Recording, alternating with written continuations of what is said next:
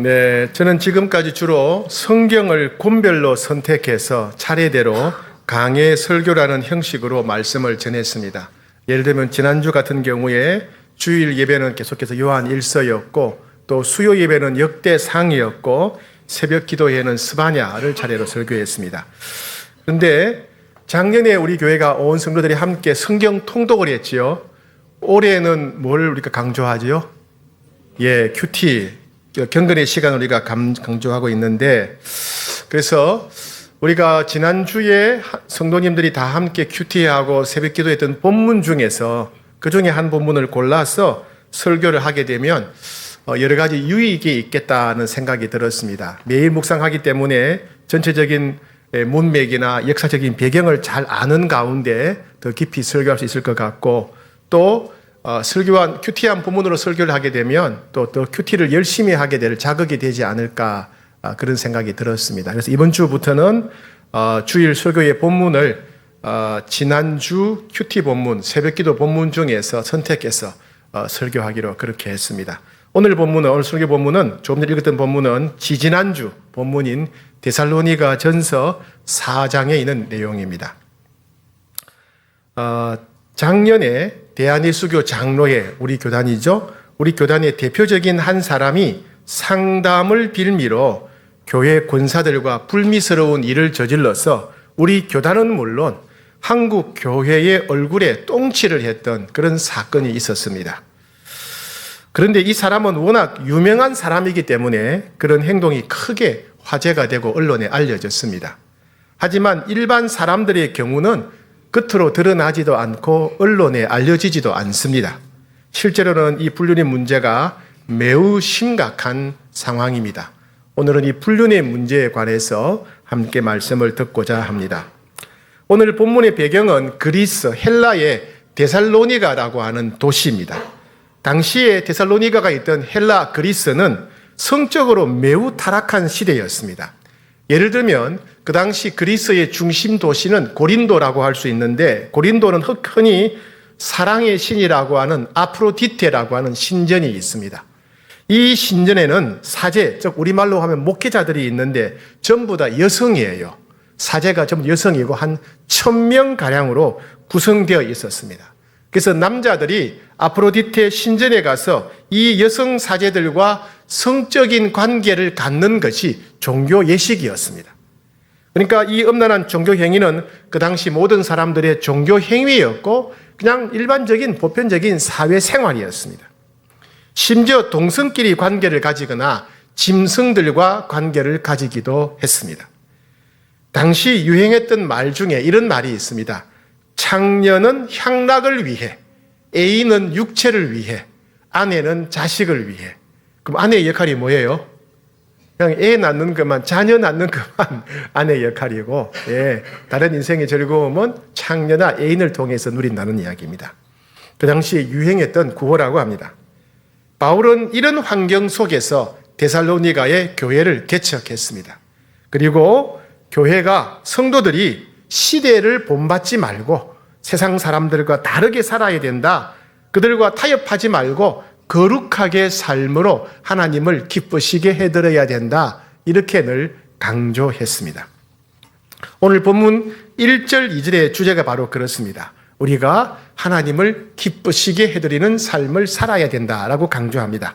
자, 1절, 2절 말씀 같이 받들어 읽겠습니다. 시작. 그러므로 형제들아, 우리가 끝으로 주 예수 안에서 너희에게 구하고 권면하노니 너희가 마땅히 어떻게 행하며 하나님을 기쁘시게 할 수 있는지를 우리에게 배웠으니 곧 너희가 행하는 바라 더욱 많이 힘쓰라. 우리가 주 예수로 말미암아 너희에게 무슨 명령으로 준 것을 너희가 아느니라.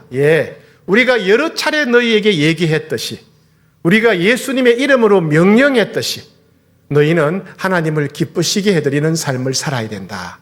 하나님을 기쁘시게 해드리는 삶이 그리스도의 삶의 핵심이라고 말합니다. 그럼 왜 우리는 하나님을 기쁘시게 해드리는 삶을 살아야 될까요? 우리가 하나님을 기쁘시게 해드리는 이유는 첫째, 하나님은 우리를 만드신 분입니다. 우리를 창조하신 분이기 때문에 인간을 창조한 목적, 인생의 목적을 아십니다. 하나님은 우리를 구원한 분이시죠. 우리를 구원한 분이시기 때문에 구원의 목적을 아는 것입니다. 그래서 우리가 하나님을 기쁘시게 드린다 이야기는 우리의 창조 목적, 인생의 목적에 충실하게 되고 하나님이 우리를 구원하신 구원의 목적에 우리가 충실하게 되기 때문에 그렇습니다. 또한 하나님은 이 세상 누구보다도 우리를 사랑하시지요. 외아들을 아끼지 않고 주실 만큼 우리를 사랑하십니다. 하나님의 계획은 오직 우리를 가장 복되고 행복하게 하는 것입니다. 사랑하는 여러분, 여러분들이 부모로서 최고의 소원은 뭡니까? 최고의 소원은 자녀들이 잘 되고 행복하는 것이지요. 그죠? 그게 바로 하나님의 마음입니다. 우리가 복되고 행복하게 사는 것이 하나님 아버지의 마음이지요. 그렇다면 우리가 아이들이 부모님에게 순종하고 선생님이 순종하는 것이 행복에 이르는 길이듯이 우리가 하나님 말씀에 순종하고 하나님을 기쁘시게 드리는 것이 바로 우리를 향한 하나님의 계획이 이루어지는 것, 우리 인생을 행복하게 만드는 것입니다. 그래서 우리가 하나님을 기쁘시게 드린다는 것은 사실 우리 인생을 가장 행복하게 만드는 길이라고 할 수 있습니다.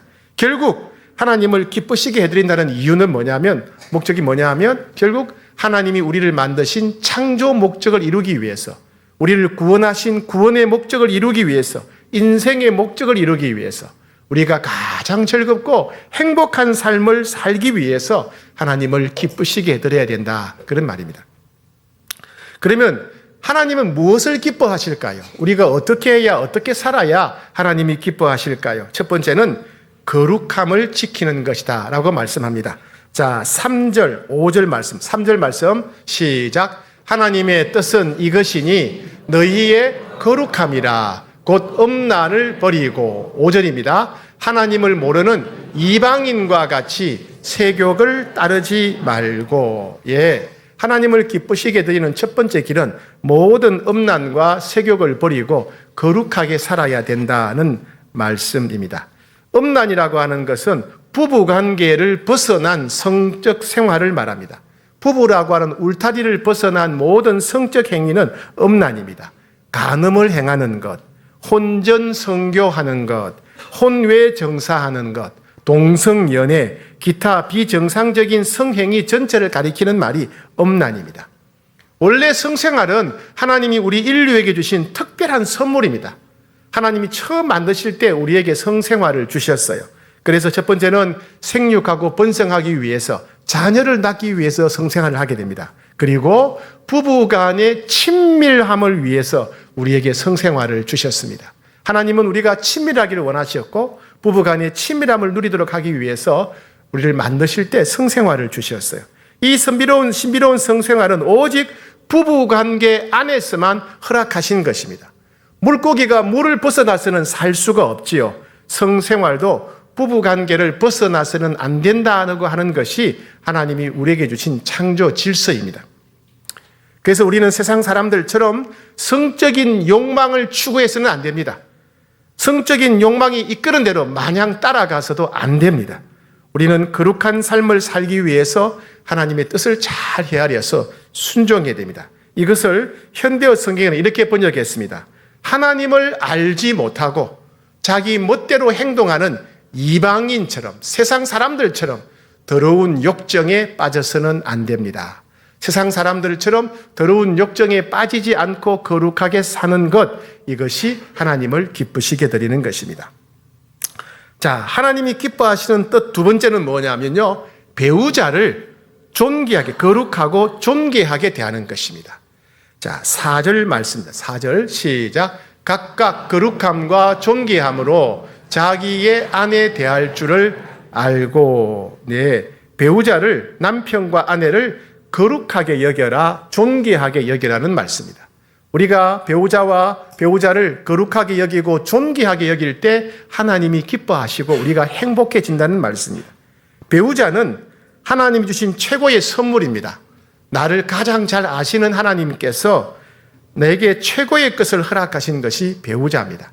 하나님이 우리에게 주신 최고의 선물이 배우자입니다. 그래서 하나님이 주신 최고의 선물이기 때문에 우리는 배우자를 거룩하게 여겨야 됩니다.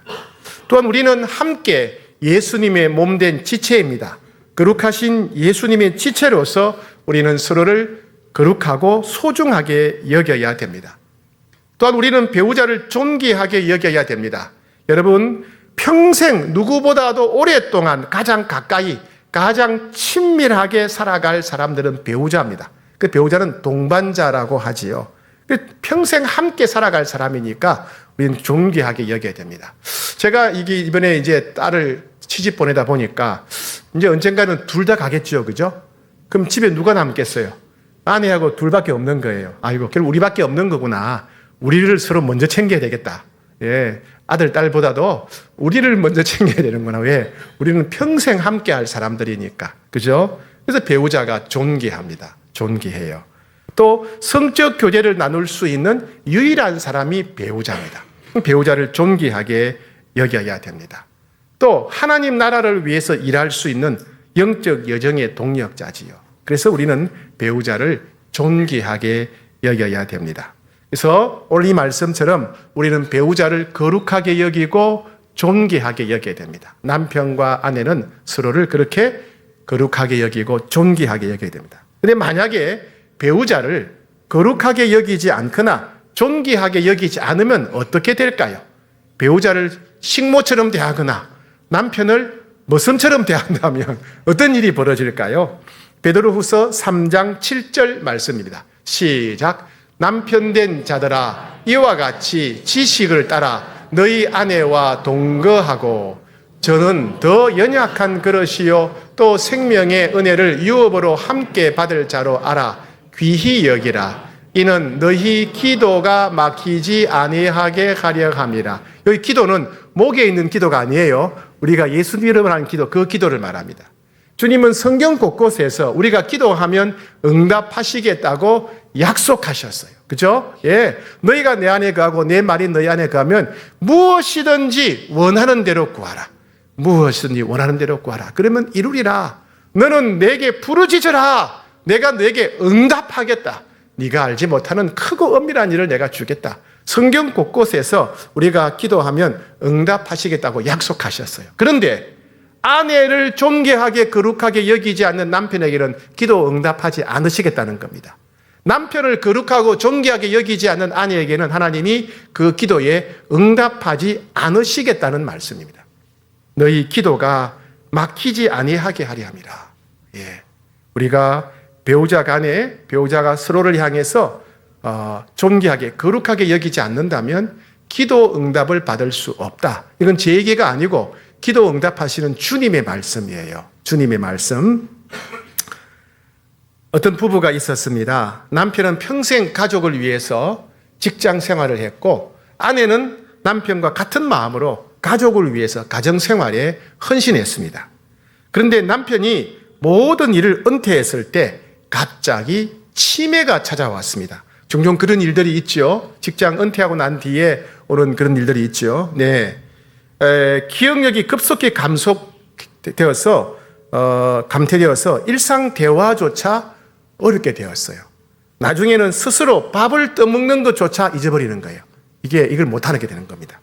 그래서 아내가 식사 때마다 마치 아기에게 밥을 먹여주듯이 아내가 숟가락으로 밥을 떠서 남편의 입에 넣어주게 되었습니다. 어느 날 아내는 멍한 눈으로 잘 모르는 남처럼 앉아있는 남편의 입에다가 밥을 떠서 넣어주었습니다. 그러면서 아내는 남편에게 이렇게 말했습니다. 당신은 평생 내 인생의 축복입니다. 당신은 내 평생 내 인생의 축복입니다. 이렇게 말했어요. 그러니까 아내가 무심코 말했는데, 그랬더니 갑자기 남편의 눈에 생기가 돌아오면서 남편이 이렇게 말하는 것입니다. 당신은 평생 내 삶의 빛이었어요. 예, 당신은 평생 내 삶의 빛이었어요. 서로를 존귀하게 여기는 부부의 아름다운 모습이죠. 아내는 감동의 눈물을 흘렸다고 합니다. 부부는 그렇게 서로를 존귀하게 여겨야 됩니다. 거룩하게 여기셔야 됩니다. 그래야 기도 응답받고 그래야 기적을 누리는 삶을 살 수 있습니다. 하나님의 뜻 세 번째는요, 다른 사람의 배우자를 탐내지 말라는 것입니다. 그것이 하나님의 뜻입니다. 자, 6절 말씀, 6절 시작. 이 일에 분수를 넘어서 형제를 해하지 말라. 이는 우리가 너희에게 미리 말하고 정언한 것과 같이 이 모든 일에 주께서 신원하여 주심이라. 자, 이 일에 분수를 넘어 형제를 해하지 말라. 이 말은 남의 아내나 남편을 탐내지 말라, 빼앗지 말라는 것입니다. 남녀가 함께 있다 보면 서로 호감을 가지고 유혹을 느낄 수 있습니다. 그럼에도 자신을 지키며 유혹에 휩쓸려서는 안 된다는 말씀입니다. 데살로니가 사회도 그러했지만은 오늘 우리나라도 이렇게 남의 아내나 남편을 탐내고 유혹하고 빼앗는 일들이 너무 흔하게 일어나고 있습니다. 바울은 남의 아내나 남편을 탐하는 자는 상대편뿐만 아니라 그 상대편의 배우자와 가족들에게 큰 죄를 짓는 것이라고 말씀하십니다. 즉 불륜은 부부 관계를 깨뜨릴 뿐만 아니라 그 가족들, 자녀들에게 끔찍한 상처와 고통을 안겨주게 됩니다. 또한 이 일이 심각한 이유는 뭐냐 하면, 자, 6절 말씀을 다시 한번 더 읽어보겠습니다. 6절 시작. 이 일에 분수를 넘어서 형제를 해하지 말라. 이는 우리가 너희에게 미리 말하고 정언한 것과 같이 이 모든 일에 주께서 신원하여 주시리라. 이 구절을 잘 보시기 바랍니다. 우리가 너희에게 미리 말하고 정언한 것과 같이, 우리가 여러 차례 너희들에게 말한 것처럼, 사도 바울이 너희에게 여러 차례 말했던 것처럼 이 모든 일에 주께서 신원하여 주심이라. 이 신원한다는 말은 복수한다는 말입니다. 복수한다는 말입니다. 그러니까 남의 아내나 남편을 빼앗는 사람에게는 주님이 신원하여 주신다, 복수하신다. 아내나 남편을 빼앗긴 그 배우자나 가족들의 마음은 어떻겠습니까? 얼마나 황당하고 억울하겠습니까? 그죠? 예. 근데 하나님께서 신원하신다, 복수해 주신다, 심판하신다는 것입니다. 세상 사람들은 원래 최후 심판을 향해서 나가는 사람들이니까 주님이 버려두십니다. 그러나 예수님의 보혈로 정결하게 된 성도들이 남의 아내나 남편을 유혹하고 빼앗게 되면 하나님이 직접 심판하시겠다, 복수하시겠다, 신원하시겠다라고 말씀하십니다. 세상 법정에서 죄를 짓고 형벌을 받는 것도 무서운데 전능하신 하나님 손에서 징계와 심판을 당한다면 더할 수 없이 비참하고 끔찍하게 됩니다. 가끔 여러분 주변에 하나님의 징계를 받는 사람들을 한번 보세요. 얼마나 무서운지, 얼마나 철저한지 한번 보시기 바랍니다.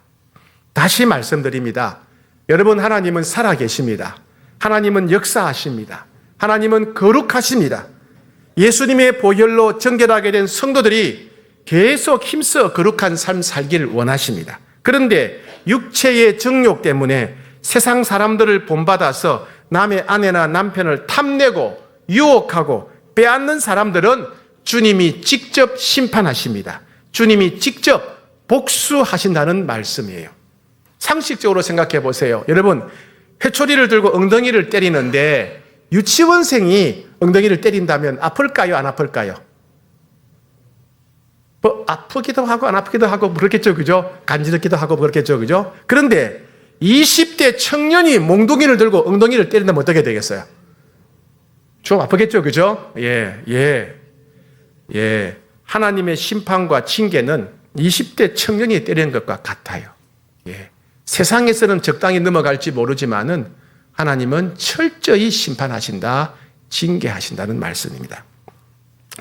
하나님의 뜻 네 번째는요, 거룩함을 저버리는 사람은 하나님을 저버리는 것이다 라고 말씀하십니다. 8절 말씀 같이 읽겠습니다. 시작. 그러므로 저버리는 자는 사람을 저버림이 아니요 너희에게 그의 성령을 주신 하나님을 저버립니다. 이 저버린다는 말은 배신한다 이 말입니다. 배신한다, 등을 돌린다, 저버린다는 말입니다. 예, 저버리는 자는 사람을 저버림이 아니요 배우자를 저버리는 것일 수도 있고, 문맥상 볼 때는 하나님의 말씀을 저버리는 자는, 맞습니다. 설교한 사람 바울을 저버리는 것이 아니다. 즉 하나님을 버리는 것과 같다. 그래서 여기서 저버린다는 말은요, 배우자를 저버린다는 1차적인 말이 있겠지만은 또 이 말씀을 가르친 사람 바울을 저버리기도 하게 되겠고, 더 궁극적으로는 하나님을 저버리는 사람을 말합니다. 그렇다면 이 8절을 다시 해석하자면 자신의 배우자를 버리고 남의 배우자를 취하는 사람은 하나님을 버린 것과 같다. 이렇게 번역할 수 있습니다. 즉 하나님이 주신 남편을 버리고 남의 남편을 취하는 자는 하나님을 버린 사람입니다. 하나님이 주신 아내를 버리고 남의 아내를 취하는 사람은 하나님을 버린 사람입니다. 여러분, 제가 너무 심하게 말한다고 생각하십니까? 제가 사람을 너무 모르고 시대를 모르는 것이라고 생각하십니까? 제가 사람을 몰든 알든 제가 세상을 알든 모르든 간에 하나님의 말씀은 너무나 분명합니다. 하나님이 주신 남편을 버리고 남의 남편을 취하는 자는 하나님을 버린 사람이에요. 하나님이 주신 아내를 버리고 남의 아내를 취하는 자는 하나님을 버린 사람입니다. 하나님을 버린 사람이 어찌 하나님의 사랑과 은혜를 누릴 수 있겠습니까? 하나님을 버린 사람이 어찌 천국에 들어갈 수 있겠습니까? 배우자를 버리고 남의 아내나 남편을 취한 사람은 천국에 들어갈 수 없습니다. 이것은 제 말이 아니고 성경에 기록된 하나님의 말씀입니다. 기독교 신앙생활은 단순히 윤리나 도덕이 아닙니다. 기독교의 신앙생활은 성령의 인도와 도우심으로 하나님의 말씀에 순종하며 살아가는 것입니다. 우리가 거룩을 저버린다면 결국 하나님과의 관계가 끊어지게 되고 생명을 잃게 된다고 주님이 경고하고 계십니다. 전에 한번 제가 말씀드린 적이 있는 이야기를 다시 한번 더 나누겠습니다. 예능교회 담임 목사인 조근혜 목사님 올해 은퇴하시는데 그 조근혜 목사님이 제게 들려주셨던 이야기입니다. 조근혜 목사님은 원래 소망교회에 다니셨고 소망교회 청년부셨습니다. 그분이 소망교회 청년부로 섬기고 있을 때 청년부 부장 장로님이 무역회사 사장을 하고 계셨습니다. 그런데 사업이 너무 어려워서 문을 닫을 지경이 되었다고 합니다. 물에 빠진 상황에서 지푸라기라도 잡고 싶은 그런 심정이었는데 마침 미국 회사에서 바이어 한 명이 한국에 왔습니다. 죽기 직전에 마지막 숨구멍 같았다고 합니다. 그래서 비싼 곳에 가서 좋은 곳에 가서 저녁 식사를 맛있게 대접을 하고 또 최고급 호텔에 또 안내를 했습니다. 그리고 문을 닫고 나오기 직전에 그 미국 바이어가 이 사장님에게 이렇게 말했습니다. 자기 방에 여자 한 명을 넣어달라 이렇게 요청을 하더라는 거예요. 그래서 장로님이 이 사람을 이번에 놓치면 사업이 망하게 되는데 이걸 어떻게 해야 되나 고민이 되더라는 거예요. 그래서 금방 돌아오겠다 이렇게 말하고 호텔을 나와서 길 건너편에 있는 한 교회에 가서 예배당에 가서 잠시 기도를 했다고 합니다. 하나님 어떻게 해야 됩니까? 그때 하나님의 음성이 들려왔습니다. 네가 이제까지 나를 신뢰했다면 이번에도 나를 신뢰하렴. 네가 지금까지 나를 신뢰하며 살아왔다면 지금도 나를 신뢰해라. 이런 말씀이 들려왔다는 거예요. 그래서 다시 그 호텔에 가서 그 미국 바이어에게 말했습니다. 나는 크리스찬이고 교회 장로고 우리 교회 청년부 부장입니다. 그러나 내가 이번에 당신에게 오더를 받지 못하면 내 사업은 망하게 됩니다. 그러나 나는 신앙인으로서 장로로서 청년부 부장으로서 당신의 요구를 들어줄 수 없습니다. 그리고 내가 이 방으로 온 것은 마지막으로 당신에게 예수 믿고 천국에 소망을 두며 살아가라고 말하기 위해서 왔습니다. 그리고 나가버리는 겁니다. 나가려고 하는데 이 갑자기 바이어가 무릎을 꿇고 큰 소리로 통곡하며 울었습니다. 그리고 장로님에게 사죄하면서 눈물을 흘리면서 이렇게 말합니다. 저도 어려서부터 교회에 다녔습니다. 지금도 미국에 있는 우리 고향 교회에서 저희 어머니가 저를 위해서 기도하고 계십니다. 사업하다 보니까 제가 이렇게 도덕적으로 무너지고 말았습니다. 장로님의 용기와 진실 앞에 회개하오니 저를 용서해 주십시오. 그러면서 둘이 부둥켜 안고 울면서 함께 기도했다고 합니다. 결국 미국 바이어는 모든 주문을 이 장로님 회사에 맡기게 되었습니다. 장로님의 사업이 다시 일어나는 계기가 되었다고 합니다. 음란한 세상에서 불륜을 이길 수 있는 비결은 다음과 같습니다. 첫 번째, 불륜을 이기려면 불륜의 유혹이 있는 곳을 피해야 됩니다. 자, 고린도전서 6장 18절 말씀 받들어 읽겠습니다. 시작. 음행을 피하라. 사람이 범하는 죄마다 몸 밖에 있거니와 음행하는 자는 자기 몸의 죄를 범하는 것이니라. 자, 음행을 맞서 싸우라고 했나요? 음행을 견디라고 했나요? 어떻게 했어요? 음행을 피하라. 피하라는 말이 뭐예요? 도망가라. 음행에 유혹이 있으면 맞서려고 하지 말고 견디려고 하지 말고 도망가라. 도망가라. 예. 우리나라에서 남녀 불륜이 가장 많이 일어나는 장소가 여러분 어디라고 생각합니까? 예. 남녀 있는 곳은 다 해당될 거예요. 그죠? 예를 들면 동창회. 예. 초등학교 동창들, 중학교 동창들 만나면, 예. 또 새로운 맛이 들고, 그래서 불륜으로 이어지는 경우가 많다고 합니다. 그 다음에는 동호회. 요즘 동호회가 참 많죠? 자전거 동호회, 조깅 동호회, 등산 동호회, 수영 동호회, 헬스, 댄스, 여행, 골프 동호회. 남녀가 함께 어울려서 즐거운 취미생활을 하다 보면 눈이 맞아서 불륜 관계가 많이 발생한다는 거예요. 네. 같은 회사에서도 불륜이 발생합니다. 같은 회사 동료나 거래처 동료는 온종일 같은 공간에서 근무하다 보니까 때로는 가족들보다도 더 오랫동안 같이 지내게 됩니다. 때로는 술자리를 겸한 회식도 합니다. 자연히 남녀 간에 불꽃이 튑니다. 직장에서 배우자처럼 친밀한 관계를 유지하는 동료들을 오피스 와이프다, 오피스 허즈번드라고 말하는데 영어로 부르니까 그럴듯해 보이지만 사실은 뭐예요? 회사 내 불륜 관계입니다. 회사 내 불륜 관계.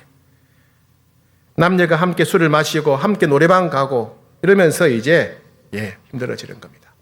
그런 여러분, 동창회든 동호회든 회사든 이런 유혹을 느낀다면 그 동호회에서 탈퇴해야 됩니다.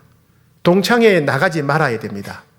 회사에서 이런 유혹이 있다면 회사를 옮겨야 됩니다. 나를 지키기 위해서, 가정을 지키기 위해서 회사를 옮겨야 됩니다. 직장을 옮겨야 됩니다. 최근 2, 3년 사이에 한국 사회에서 남녀 불륜이 가장 많이 발생한다고 알려진 곳은 오픈 채팅이라는 곳입니다. 온라인 공간에서 유부남, 유부녀들이 불륜 관계를 맺는 경우가 이 오픈 채팅을 통해서 급격히 증가하고 있다고 합니다. 심지어 이런 곳을 불륜의 성지라고 부른다고 합니다. 불륜의 성지라고 할 만큼 엄청난 불륜 커플이 일어난다는 거예요. 예. 오픈 채팅이 뭔지 모르겠다. 그럼 신경 안 써도 돼요. 그분들 모르는 건 괜찮아요. 아는 분들이 이제 문제인 거죠. 그죠? 예. 자, 마태복음 18장 9절 말씀 받들어 읽겠습니다. 시작. 만일 네 눈이 너를 범죄하게 하거든 빼어내버리라. 한 눈으로 영생에 들어가는 것이 두 눈을 가지고 지옥 불에 던져지는 것보다 나으니라. 네. 여러분, 이런 일들이요, 교회 안에서도 일어날 수 있습니다. 같은 교회학교 교사로서 섬기면서, 찬양대로 섬기면서, 특히 부부 사랑방의 경우에 이런 유혹이 찾아올 수 있습니다. 예. 제가 불륜 일으키는 사람, 불륜을 범하는 사람 얼굴을 잘 봤는데 다양하게 생겼어요. 그죠? 제가 유심히 봤어요. 잘생긴 사람만, 예쁜 사람만 불륜의 대상인가 싶어서 자세히 보는데 아무리 봐도 그냥 그랬어요. 그냥 그래요. 예. 그러니까 외모와 상관이 없는 것 같아요. 그죠? 예. 그러니까 나는 못생겼으니까 뭐 불륜 일어날 가능성이 없다. 아니라니까요. 외모와 상관이 없어요. 모든 사람에게 가능성이 있어요. 네. 왜? 우리 모두는 다 육체의 정욕을 가지고 있기 때문에 그렇습니다. 내가 유혹하기도 하지만은 상대방이 나를 유혹하기도 합니다. 악한 마귀는 때와 장소와 사람을 가리지 않고 육체적 욕망을 부추겨서 불이 붙게 만드는 거예요. 네. 그래서 우리는 대인관계에 있어서 경계 설정을 명확히 해야 돼요. 선을 정확하게 그어야 됩니다. 남녀 관계에 있어서 친밀감이 높아지고 감정이 깊어지면 선을 그어야 돼요. 유혹이 닥칠 때 상대방과 나 사이에 선을 그어야 됩니다. 여기까지. 이 이상 넘어오지 마세요. 나도 이 이상 넘어가지 않겠습니다. 관계의 선을 명확히 그어야 됩니다. 유혹을 초래하는 말과 행동을 해서는 안 됩니다. 예. 예를 들면 음담패설이라든가 음란한 말이라든가 감정을 담은 말을 해서는 안 됩니다. 교회 안에서도 부부가 아닌 경우 1대1 만남을 피해야 됩니다. 수양회를 준비하거나 각종 행사를 준비할 때 남녀가 1대1로 만나서 피하는 것을 가급적 피해야 됩니다. 특히 남들이 볼 수 없는 폐쇄된 공간에서 만나는 것을 피해야 됩니다. 이런 일을 방지하기 위해서 제 방에는 제 머리 위에 CCTV가 달려 있습니다. 예. 포옹이나 손잡고 기도하는 등 이성과의 접촉을, 신체적 접촉을 피해야 됩니다. 우리 교회는 기도를 많이 기도하다 보면 손잡고 기도할 때도 있겠죠, 그죠? 이성 간에는 피하셔야 됩니다. 너무 짧거나 너무 헐렁한 옷 등 노출이 심한 옷을 피해야 됩니다. 다른 사람에게 성적 유혹을 느끼게 하는 노출은 죄를 짓는 것입니다. 세상에서는 그런 옷을 입는 것이 멋있다고 말할지 모르지만은 하나님 나라에서는 악한 행위입니다. 그리고 남녀 간에 주 1회 이상 지속적인 문자 보내는 것을 삼가야 됩니다. 한 번은 보낼 수 있는데 매주 문자를 보내시는 분들, 그래서는 안 됩니다. 심지어 성경 구절을 보내거나 큐티 소감문을 보내더라도 단체방, 단톡방에서는 가능한데 남녀 간에 개인적으로 보내는 것은 삼가야 됩니다. 특히 개인적인 사생활을 내용을 넣어서 문자를 보내는 것도 절대 삼가야 됩니다. 목회자들에게도 마찬가지입니다. 목회자들도 문자를 조심해야 되고 여러분들도 목회자들에 대해서 조심해야 됩니다. 어느 누구도 자신을 믿어서는 안 됩니다. 어느 누구도 믿어서는 안 됩니다. 누구보다도 탁월한 믿음의 사람이었던 다윗도 한순간에 넘어가지 않았습니까? 그렇죠? 여러분, 내 남편을 믿어서는 안 됩니다. 내 아내를 믿어서는 안 됩니다. 목회자를 믿어서도 안 됩니다. 사랑하는 것과 믿는 것은 별개의 문제입니다. 사랑하는 것과 신뢰하는 것은 별개의 문제입니다. 우리는 하나님은 사랑하고 하나님은 믿고 신뢰합니다. 사람은 우리가 사랑할 수도 있지만 신뢰의 대상은 아니라는 것입니다. 교회마다 성도들 간의 문제도 발생하지만은 성도들과 목회자들 사이에서도 문제가 발생하기도 합니다. 그런 여러분 절대로 목회자들이라고 해서 믿어서는 안 됩니다.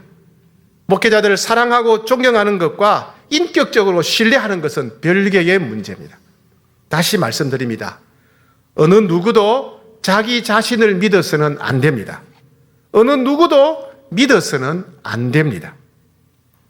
두 번째, 분류를 이기려면 마음을 힘써 지켜야 됩니다. 잠언 4장 23절 말씀 시작. 모든 지킬 만한 것 중에 더욱 네 마음을 지키라.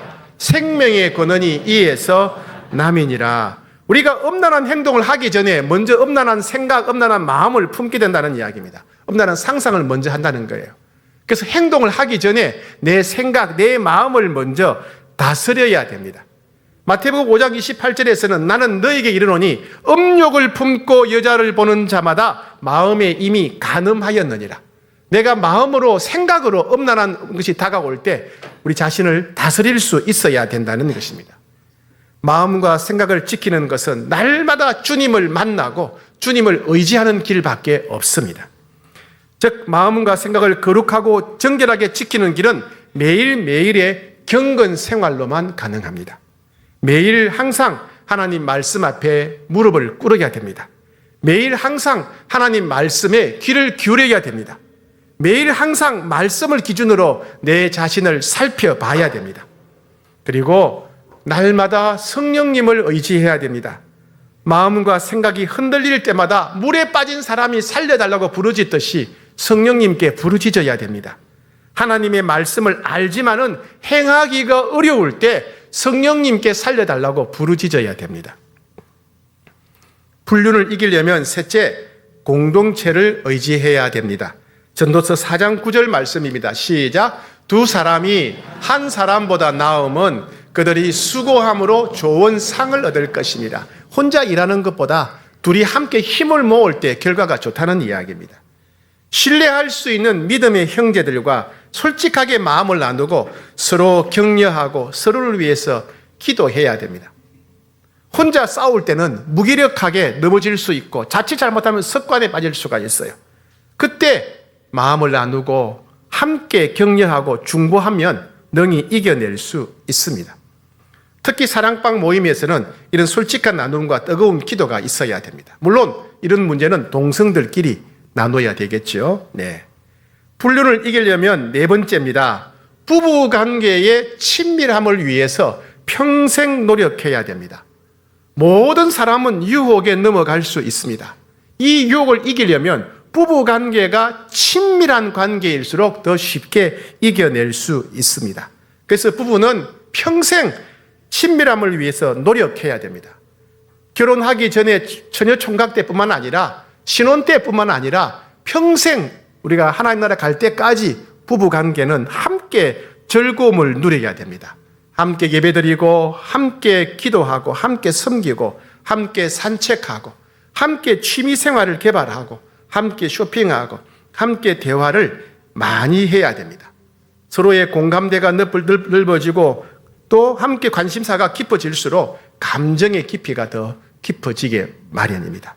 그리고 부부는 항상 서로에 대해서 감사하는 마음, 또 칭찬하는 마음, 사랑하는 마음의 고백을 표현해야 됩니다. 표현해야 돼요. 오히려 젊을 때보다도 나이가 더 들어갈수록 서로에 대해서 감사하다는 마음, 또 칭찬하는 말, 사랑의 고백을 많이 하셔야 됩니다. 이제 다 살았는데 이제 불 다 꺼졌는데 아니요. 그럴수록 서로에게 감사하고, 그럴수록 서로 칭찬하고, 그럴수록 더 사랑의 고백을 하셔야 돼요. 자, 저를 따라서 크게 외칩시다. 고마워요. 참 잘했어요. 사랑해요. 요 크기로 얘기하셔야 돼요. 요 크기로 아내한테, 남편한테, 예, 고마워요. 당신 참 잘했어요. 예, 당신 사랑해요. 이렇게 얘기하셔야 됩니다. 그리스도인의 가정관과 세상 사람들의 가정은 다릅니다. 부부관계가 다르지요. 어떤 권사님의 남편이 평생 직장을 가지 않고 무의도식, 아무 하는 일 없이 빈둥거리면서 먹기만 하는 삶을 살았습니다. 이 남편이 밥만 먹으면 좋을 텐데 술도 같이 먹었습니다. 그래서 권사님의 상황을 잘 아는 몇몇 성도님들이 질문했습니다. 권사님, 이렇게 평생 놀고 먹으며 살아온 남편과 어떻게 살아오셨습니까? 질문했어요. 그래서 권사님은 이렇게 대답했습니다. 저는 평생 남편에게 성실하려고 했습니다. 제가 그런 남편에게 평생 최선을 다하는 것은 하나님께 예배드리는 마음이었습니다. 그렇게 고백했습니다. 그분은 주님께 하듯이 남편에게 최선을 다해서 섬겼던 것입니다. 인간적으로 볼 때는 너무나 실망스럽고 너무 속상했지만은 그러나 주님께 하듯이 남편에게 최선을 다했다는 것입니다. 작은 자에게 한 것이 곧 나에게 한 것이라 라고 하신 주님은 그 권사님이 남편에게 최선을 다한 것은 주님을 향한 사랑의 고백, 최고의 예배로 틀림없이 주님이 받으셨을 것입니다. 아내를 사랑하고 남편을 사랑하는 것은 선한 일입니다. 아내를 사랑하고 남편을 사랑하는 일은 하나님이 기뻐하시는 일입니다. 즉, 부부 사랑은 하나님을 향한 섬김이고 예배입니다. 어떤 연세가 많으신 권사님이 이렇게 말씀하셨습니다. 우리가 가진 재산보다 소중한 것은 우리 부부가 함께 살아온 삶의 모습입니다. 우리 부부가 함께 살아온 모습 자체가 우리 자녀들에게 우리가 줄 수 있는 최고의 유산입니다. 이렇게 말했습니다. 여러분, 부부 관계가 자녀들에게는 최고의 인생 학교입니다. 우리가 자녀들에게 물려줄 최고의 유산은 돈이나 땅이 아니라 부부가 함께 살아온 삶의 모습입니다. 그렇게 아내와 남편을 서로 사랑함으로 하나님을 잘 섬기고 자녀들에게는 인생 학교가 되고 또 아름다운 복된 유산을 물려주는 여러분 되시기를 축복합니다.